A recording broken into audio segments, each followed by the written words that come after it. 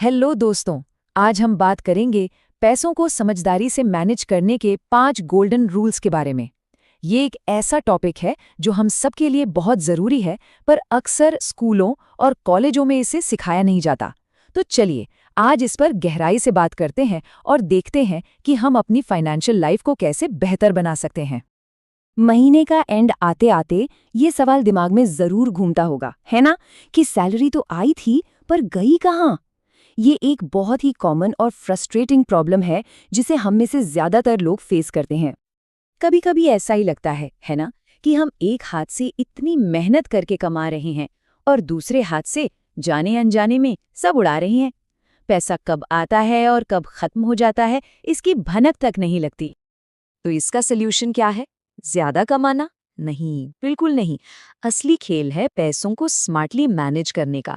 अपनी खर्च और बचत की आदतों को कंट्रोल करना ही असली फाइनेंशियल फ्रीडम है। आज हम ऐसे ही 5 कमाल के नियमों पर बात करेंगे। तो चलो शुरू करते हैं हमारे पहले नियम से। कॉस्ट पर यूज, यानी हर इस्तेमाल की लागत। ये नियम हमें सिखाता है कि किसी भी चीज की असली कीमत सिर्फ उसका प्राइस टैग नहीं होता। ये हमें खरीदारी करने का एक नया नजरिया देगा, जिससे लंबे समय में पैसे बचाए जा सकते हैं। फॉर्मूला बहुत सिंपल है, पर है बड़ा पावरफुल। किसी भी चीज की टोटल कीमत को इस बात से डिवाइड कर दो कि आप उसे कितनी बार इस्तेमाल करने वाले हो। इससे आपको कॉस्ट पर यूज मिल जाएगा, जो बताएगा कि कोई चीज असल में कितनी महंगी या सस्ती है। चलो इसको एक एग्जाम्पल से समझते हैं। मान लीजिए एक चीज़ है 1000 रुपए की, जिसे आपने सिर्फ 25 बार इस्तेमाल किया, तो उसका कॉस्ट पर यूज़ हुआ 40 रुपए। वहीं एक बढ़िया क्वालिटी की चीज़ है 3000 रुपए की, जिसे आपने 500 बार इस्तेमाल किया, तो उसका कॉस्ट पर यूज़ कितना हुआ? सिर्फ 6 रुपए। देखा, जो चीज़ महंगी लग रही थी वो असल में कितनी ज़्यादा सस्ती पड़ी। तो पॉइंट ये है कि हमें क्वालिटी को प्रायोरिटी कब देनी चाहिए।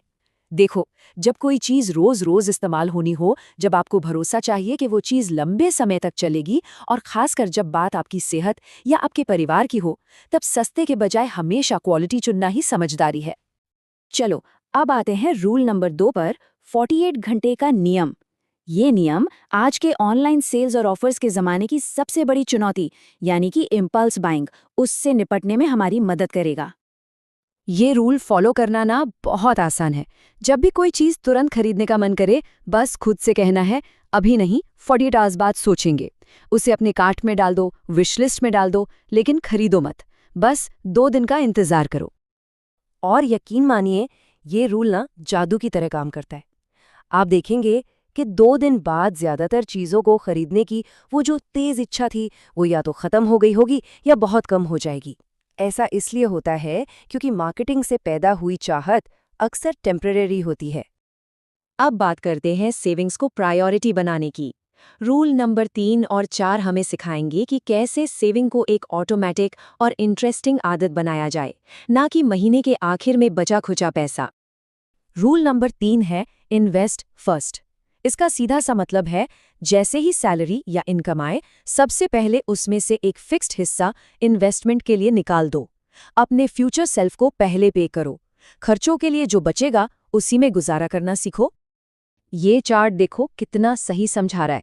इनकम का पहला टुकड़ा सेविंग्स या इन्वेस्टमेंट में जाना चाहिए, आखिरी नहीं।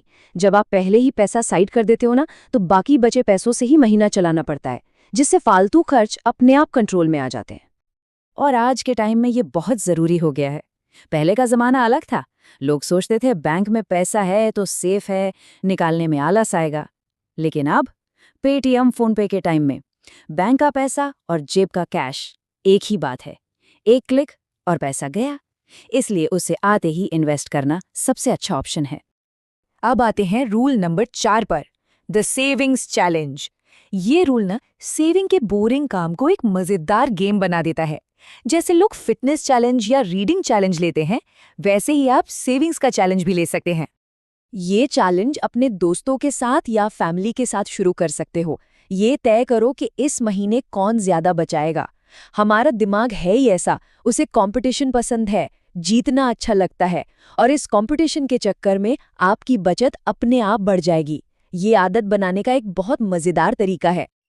अच्छा, अब कई लोग सोच रहे होंगे कि यार, इन सब नियमों से तो जिंदगी बोरिंग हो जाएगी। ना पार्टी, ना घूमना, ना अपनी पसंद की चीजें खरीदना। लेकिन रुको, हमारा 5वां और आखिरी नियम इसी बारे में है। ये नियम बताता है कि स्मार्ट मनी मैनेजमेंट का मतलब कंजूस बनना बिल्कुल नहीं है। पॉइंट ये है कि प्राइस के पीछे नहीं, वैल्यू के पीछे भागो। प्राइस ड्रिवन डिसीजन, जैसे सेल में कुछ खरीद लिया, वो बस कुछ देर का थ्रिल देते हैं। लेकिन वैल्यू ड्रिवन डिसीजन, जैसे किसी सपने को पूरा करना, वो आपको गहरी और लंबे समय तक चलने वाली खुशी और यादें देते हैं। तो सवाल ये है कि वैल्यू पर खर्च कब करें? जब आप अपना कोई पुराना सपना पूरा कर रहे हों, जैसे कि वो एक ट्रिप जिसका सालों से प्लान बन रहा था। जब आप कोई ऐसी याद बना रहे हों जो जिंदगी भर आपके साथ रहे।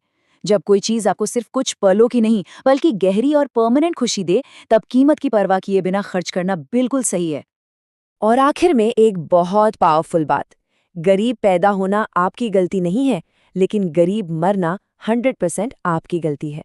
मतलब अपनी फाइनेंशियल कंडीशन की जिम्मेदारी पूरी तरह से हमारे ही फैसलों पर है।